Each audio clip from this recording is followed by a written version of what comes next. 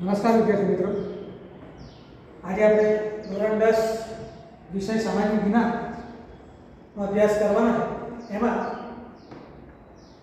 20મું chapter ભારતની સામાજિક સમસ્યાઓ અને પડકારો એ વિશે આપણે ચર્ચા કરવાના છે કે જે પરીક્ષાની અંદર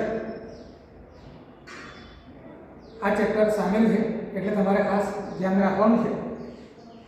तो तेमा આપણે આ મુદ્દાની એમાં ચર્ચા કરવાના છે।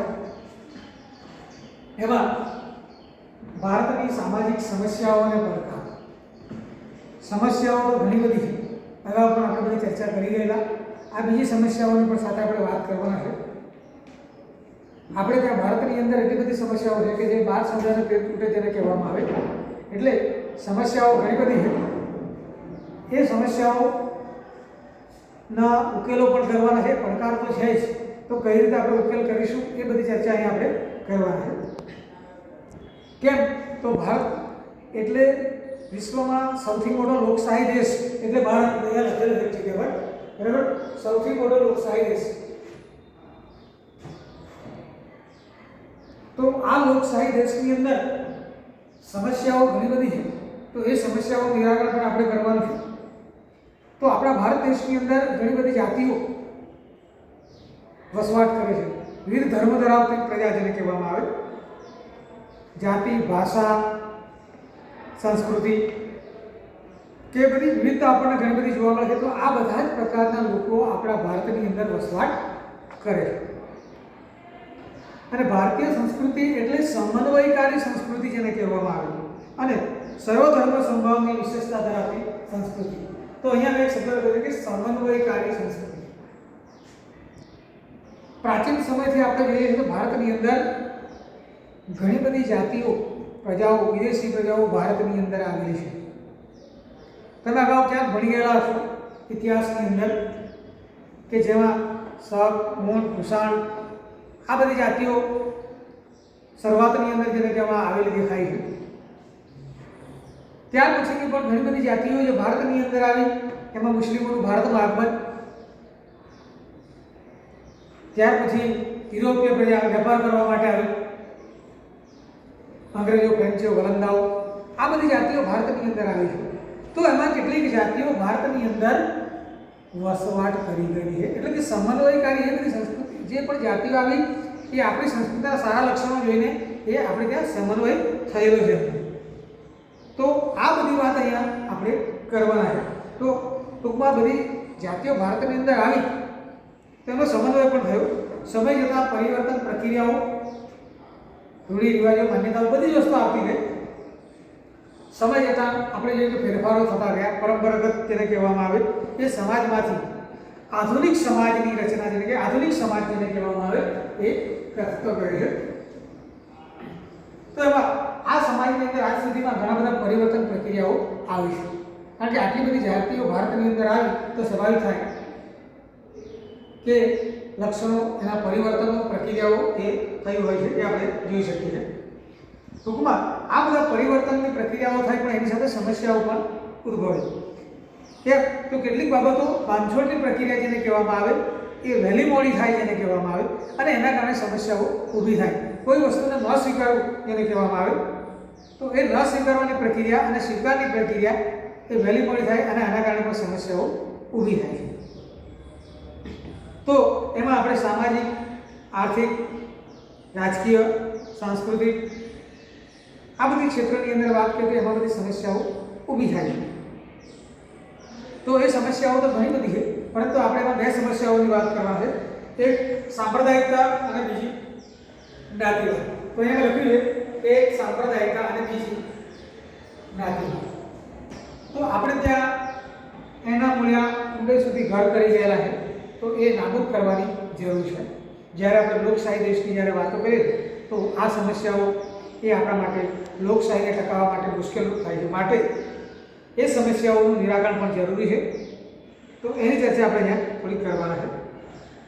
तो આપણે જાણીએ કે આઝાદી મેળવવાની પ્રક્રિયાની વાત આગળ હું વાત કરતો નથી, પણ આઝાદીની પ્રક્રિયા અંગ્રેજો આપણે ત્યાં જે આપણને ગુલામ બનાવ્યા तो ये पराधीनतामांथी स्वतंत्र थया 1947 ની વાત। બરાબર. તો તે સમયની વાત આપણે કરવાની છે કે આઝાદી મેળવવા માટે તમામ જાતિઓ ભારતની અંદર આવેલી છે, પરંતુ એકબીજાને ખભે ખભા મિલાવીને એમણે સ્વાતંત્ર્ય સંગ્રામમાં ભાગ લીધેલો એ આપણે જાણીએ છીએ. એમનો સહિયારો પુરુષાર્થ જેને કહેવામાં આવે અને એમના પ્રયત્નો થકી આપણને મહામૂલી સ્વતંત્રતા મળેલી છે. તો સ્વાતંત્ર્ય આંદોલન દરમિયાન એમાં આપણે જોયું કે એકબીજાને ખભે ખભા મિલાવીને જે કેટલાક લક્ષણો જેને આપણે કહીએ જેને કહેવામાં આવે એવા એ આપણે જોઈશું. તો સદભાવ, એકતા, સહિષ્ણુતા એ બધું આપણને દેખાય છે. પરંતુ ત્યાર પછીની વાત કરીએ સ્વતંત્ર બાદ આ બધા લક્ષણોમાં ઓટ આવેલી દેખાય છે. હવે લોકો પોતપોતાની કે પોતાની જરૂરિયાતો પૂરતી બીજાની તરફ જે સહિષ્ણુતા રાખવાની તે આપણને દરકાર દેખાતી નથી અને એના કારણે પોતાની જાતિ, ધર્મ, સંપ્રદાય કે પોતાનું સારું બીજાનું બરાબર નથી એવું માનસ થતું ગયું છે. સંકુચિત માણસ જેને આપણે કહીએ છીએ. અને એના કારણે આપણે જોયું કે જાતિગત ઝઘડાઓ, સાંપ્રદાયિક સંઘર્ષ, પ્રાદેશિક હિંસા, તો એ આપણા દેશની અંદર શાંતિ અને વિકાસને અવરોધતા નકારાત્મક પરિબળો કે જે આપણને જોવા મળ્યા છે.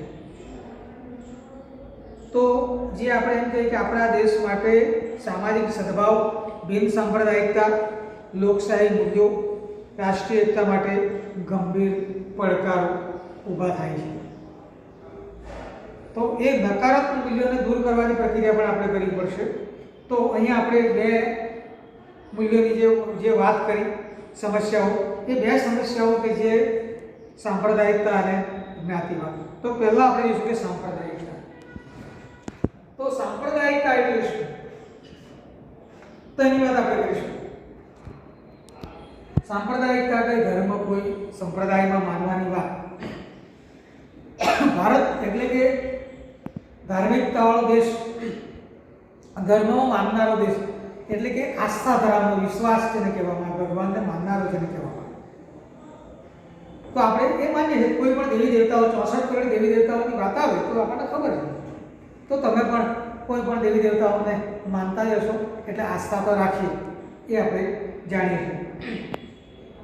કોઈ ધર્મ માનતો નથી એવું લગભગ બહુ ઓછું હોય છે, બરાબર. તમે પણ કદાચ એમ કે નથી માનતા તો એ બધા ભૂલ ભરેલી વાત. તમને ક્યાંક રાતના તમે નીકળ્યા હોય, તમને ખબર પડી જાય અને ક્યાંક સ્મશાન આવે આવું તેવું તો બીક લાગે ત્યારે હનુમાન ચાલીસાનો પાઠ કરતા થઈ જાય. એટલે કહેવાનો મતલબ કે આપણે ભગવાનમાં, દૈવી તત્વમાં આસ્થા રાખીએ છીએ. એ ધર્મની વાત તેને કહેવામાં આવે છે. તો લગભગ મોટાભાગનો આપણે ભારતની જ્યારે વાત કરી તો કોઈ પણ માનવી કોઈને કોઈ ધર્મ સંપ્રદાયમાં માનતો હોય છે. અને બીજું કે આપણે સ્વતંત્ર ભારતની વાત કરીએ કે આપણો ભારત દેશ એટલે એક બિન સાંપ્રદાયિક ધર્મનિરપેક્ષ દેશ કહેવાય. અને તેથી આપણે જે કંઈક બીજું આચરણ જેને કે ધર્મ વિરુદ્ધનું આચરણ, જેને કે સંકુચિત સાંપ્રદાયિકતાનું આચરણ બંધારણની ભાવનાની વિરુદ્ધ છે. તો સંકુચિત આચરણ આપણે ન કરી શકીએ. કેમ? આપણે લોકશાહી માનનારા, બિન સાંપ્રદાયિકતા માનનારા, તો એ ધર્મનિરપેક્ષમાં આવું બધું માનનારા, ત્યારે આપણે એ સંકુચિતતાને ચલાવી ન શકાય. તો એ બંધારણની ભાવના વિરુદ્ધ કહી શકાય. પણ આપણે જાણીએ છીએ કે કોઈ એક ધાર્મિક જૂથ કે સંપ્રદાય કોઈ કારણસર બીજા ધર્મ કે સંપ્રદાયનો વિરોધ કરે છે તો સંપ્રદાયમાં તણાવ ઊભો થાય છે એકબીજાની સાથે કે ભાઈ મારો જ ધર્મ બરાબર, બીજાનો બરાબર નથી, અમે જે કરીએ તે બરાબર છે, એવું કોઈ માનતા હોય તો એમાં એ એક પ્રકારની શું કહેવાય સાંપ્રદાયિકતા. અહીંયા કંઈક વ્યાખ્યા લખેલી છે, બરાબર, કે અન્ય ધર્મોની તુલનામાં પોતાના ધર્મ કે સંપ્રદાયને શ્રેષ્ઠ દર્શાવવાનો પ્રયાસ કરે કે પોતાના ધાર્મિક હિતને વધુ મહત્વ આપે, તો આ વિચારધારા સમાજને લાંબે ગાળે વિભાજન તરફ લઈ જાય છે. ચલાવી લો. આ એક આપણે ડેફિનેશનની વાત કરી. એટલે કે પોતાનો જ ધર્મ સાચો કે મારો જ ધર્મ સાચો બીજાનો બરાબર નથી, એ એક પ્રકારની સાંપ્રદાયિકતા છે કે પોતાના ધર્મને કે સંપ્રદાયને શ્રેષ્ઠ દર્શાવવાનો પ્રયત્ન કરે અને પોતાનું હિત ધાર્મિક હોય કે સંપ્રદાયિક હિત હોય એ એને વધુ મહત્વ આપવાનો પ્રયત્ન કરે, જ્યારે બીજાને ગૌણ બનાવવાનો પ્રયત્ન કરે તો આના કારણે એ સાંપ્રદાયિકતા ઊભી થાય છે. તો ત્યારે દરેક નાગરિકને વ્યક્તિગત રીતે નહીં પરંતુ સાંપ્રદાયિક રીતે જીવે છે કે આ પેલાવાળો, આ પેલા ધર્મવાળો, આ સંપ્રદાયવાળો, બરાબર, આ તો આ સંપ્રદાયવાળો, બરાબર. આપણે ત્યાં ઘણા બધા સંપ્રદાયો જેને કહેવામાં આવે, ધર્મના સંપ્રદાયો, પેટા સંપ્રદાયો જેને કહેવામાં આવે એ બધું જોવા મળે છે. અને આ પેટા સંપ્રદાયો કે આવી સંકુચિતતા જેને કહેવામાં આવે એ આવી વિચારધારા સમાજને વિભાજન તરફ લઈ જાય છે. સમાજને વિભાજન તરફ લઈ જાય છે, ટુકડા થાય જેને કહેવામાં આવે. તો એ સ્વાતંત્ર્ય પ્રાપ્તિના આટલા વર્ષો બાદ પણ આપણે સાંપ્રદાયિકતાની સમસ્યા કે એ સમસ્યા પર સંપૂર્ણ નિયંત્રણ લાવી શક્યા નથી. એટલે સંકુચિત સાંપ્રદાયિકતા ઘણી રીતે નુકસાનકારક છે.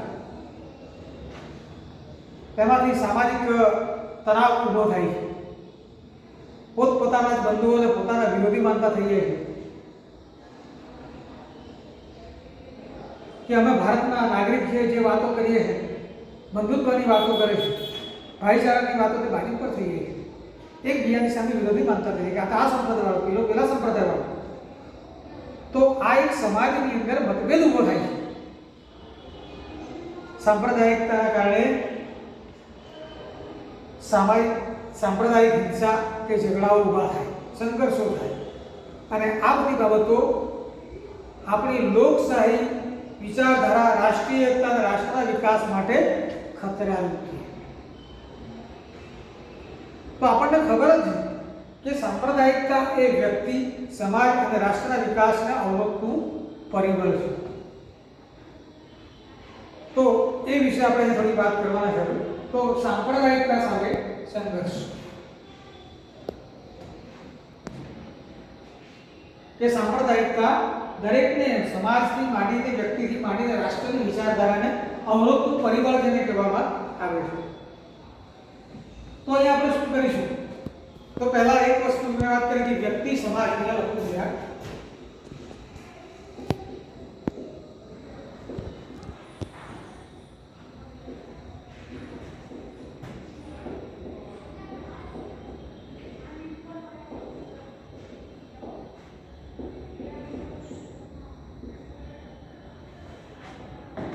વ્યક્તિ, સમાજ, રાષ્ટ્રને અવરોધતો પરિબળ એટલે સાંપ્રદાયિકતા. તો એ સાંપ્રદાયિક સામે સંઘર્ષની વાત આવે તો એના માટે નિર્મૂલ કરવા માટે આપણે શું કરી શકીશું? બરાબર. તો આપણે એમાં જોઈશું કે સૌપ્રથમ નાગરિકોએ કે સરકારે સાંપ્રદાયિક તત્વો હોય એ તત્વો સામે સખ્તાઈપૂર્વક એનો સામનો કરવાનો છે, એ બાબતનો વિરોધ કરવાનો અને એને દૂર કરવાનો પ્રયત્ન કરવાનો છે. અને સાંપ્રદાયિકતા દૂર કરવા માટે અસરકારક કાર્ય જેને કહેવામાં આવે એ શિક્ષણ. એના માટે શું કરી શકાય? શિક્ષણ. શિક્ષણનો ફેલાવો જેને કહેવામાં આવે. તો શિક્ષણ અને અભ્યાસક્રમની અંદર ધર્મની સારી બાબતને સામેલ કરવી. શાળાની અંદર યોજાતી સર્વધર્મ પ્રાર્થનાઓ, સામાજિક પર્વોની ઉજવણી જેવી આ બધી પ્રવૃત્તિથી બાળકમાં તમામ ધર્મ પ્રત્યે આદર ભાવ,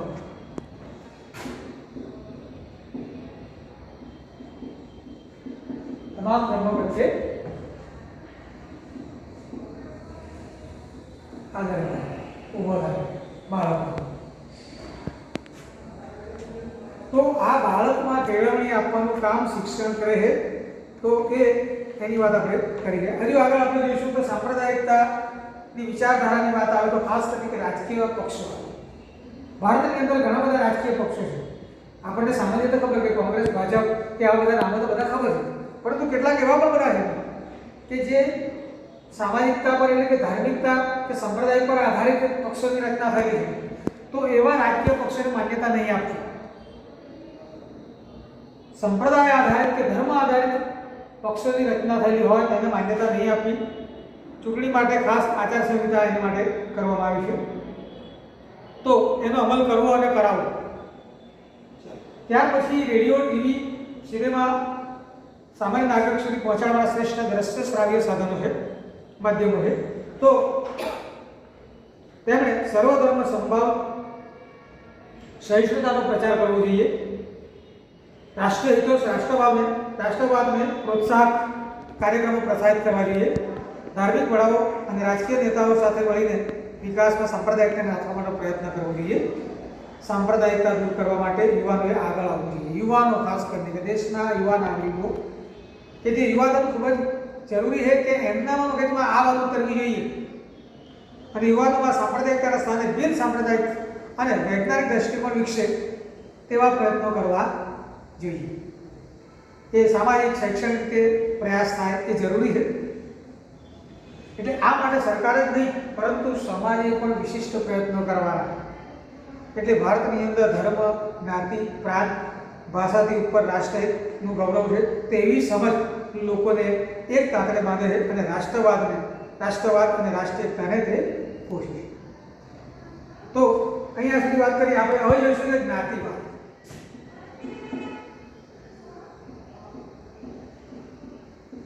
ભારતની અંદર ઘણી બધી જ્ઞાતિઓ છે. વાણાગણની જેને કહેવામાં આવે છે. જાતિ, જ્ઞાતિ શબ્દો હું આપણે આગળ બોલી રહ્યો છું, બરાબર? તો એ જ્ઞાતિની પણ અહીંયા વાત કરવાના છે આપણે. તો ભારતની સામાજિક વ્યવસ્થામાં જે રચનાની જ્યારે વાત કરી તો એમાં જ્ઞાતિઓનું અસ્તિત્વ બહુ અગાઉથી એટલે કે સદીઓથી કે ભારતમાં સંસ્કૃતિનો વિકાસ થયો ત્યાર પછીની વાત આવે તો ભારતની અંદર આર્યો અને દ્રવિડોની વાત અગાઉ તમે ભણી ગયેલા છો એ જ વાત આવે છે. તો એ સમયે ભારતની અંદર વ્યવસ્થિત સમાજ રચનાની શરૂઆત જેને કહેવામાં આવે તો એના કારણે ભારતની સામાજિક સંરચના એ જ્ઞાતિ આધારિત થઈ રહી છે એમ કહી શકાય. તો તે સમયે ધર્મ, કામ, અર્થ અને મોક્ષ ના આધારે આ વ્યવસ્થા કરી હતી. પ્રાચીન સમયની અંદર 4 વર્ણો, 4 સંપ્રદાયો આ બધી જે વ્યવસ્થા કરી હતી કે લોકોને કયું કામ સોંપવું, કયું કામ કરશે એ આધારે વ્યવસ્થા કરી હતી. તો એ રચના ત્યારે આપણને દેખાય છે. પણ આજની સંકલ્પના તે સમયની વાત બંને જુદી હતી. તે સમયની સંકલ્પના કંઈક એવી હતી કે જે તે આ 4 જ્ઞાતિ, વર્ણો, સંપ્રદાયોને વિભાજન કરવાનું કામ કે લોકોને કામનું વિભાજન કરવું, પોતાનું કામ સંભાળવું, એટલે કે જેથી મુશ્કેલી ઊભી ન થાય એટલા માટે જ આ વ્યવસ્થા કરી હતી. પરંતુ સમય જતાં એ જ્ઞાતિઓ બધી રૂઢબંધી ગયેલી છે તો તેની પણ આપણે વાત કરીશું. પણ પહેલાં આપણે જોઈશું કે સમાજની જરૂરિયાત પૂર્તિ માટે આ 4 વર્ણો કે 4 સંપ્રદાયો કે 4 આશ્રમો જે બનાવ્યા હતા તેની ચર્ચા આપણે અહીંયા કરવાના છે. તો વ્યવસાયો વર્ણના આધારે તો વર્ણની વાત કરી તો બ્રાહ્મણ, ક્ષત્રિય, વૈશ્ય અને શૂદ્ર, બરાબર? 4 વર્ણોની વાત તેને કહેવામાં આવે. અહીંયા તમારા પુસ્તકની અંદર પણ છે તે પણ જોજો, બરાબર? વર્ણ વ્યવસ્થા જેને કહેવામાં આવે. એમાં બ્રાહ્મણ, ક્ષત્રિય, વૈશ્ય અને શૂદ્ર એ 4 પ્રકાર, 4 જ્ઞાતિ જેને કહેવામાં આવે જે કરવામાં આવી હતી. તો આવી રીતે જ્ઞાતિ આધારિત નિવાસ વ્યવસ્થા કે વ્યવસાયો બધાને વહેંચી આપવામાં આવ્યા હતા અને જે તે આવક, ધર્મના કારણે જ્ઞાતિઓ વિભાજન થયેલા છે. આવક વધઘટ જેને કહેવામાં આવે એટલે મોટાભાગે એવું થાય કે ઓછી આવક ધરાવનારી જેને કહેવામાં આવે એ અન્ય સમૂહોથી વંચિત રહેલી એવું અને નબળી રહેલી દેખાય છે. તો એ વાત અહીંયા આપણે જોયા છે. તો બ્રાહ્મણ પહેલો, ક્ષત્રિય, વૈશ્ય અને છેલ્લે શૂદ્ર એ રીતે વિભાજન થયેલા છે. તો એ શું થાય કે ઉચ્ચ વર્ણની અંદર ગયા જ્યારે આ નીચલા વર્ણની અંદર ગયો અને આના કારણે બંને વચ્ચે જેને કહેવામાં આવે એ આપણને દેખાય છે. તો આ બધી પ્રક્રિયાઓ દેખાય છે. તો એના કારણે ધર્મ, આશ્રમ તે સમયની વ્યવસ્થા તો બરાબર જ હતી પણ સમય જતાં આ બધા ફેરફારો થયા છે. એટલે કે વ્યવસ્થા આ બધી જ્ઞાતિ વ્યવસ્થા રૂઢબંધી ગઈ છે. તો એ આપણે જોઈશું. ત્યાર પછી અંગ્રેજો ભારતની અંદર આવે એ પણ આપણે જોયું અને એના કારણે આ બધી એ પહેલાની વાત પણ આપણે જોઈ છે. અંગ્રેજો તો આવ્યા તે પહેલાની વાત કરી. તો અહીંયા કેટલીક જ્ઞાતિઓ ભારતની અંદર આવતી ગઈ અને પોતાનો ધર્મ કે સંપ્રદાય બચાવવાનો પ્રયાસ અને આના કારણે પ્રયત્નો એમાં ફેરફારો થયેલા છે. એટલે કેટલીક જ્ઞાતિઓ સમૂહો જેને કહેવામાં આવે એ દૂર જંગલ વિસ્તારની અંદર વસ્તી ગયેલી છે.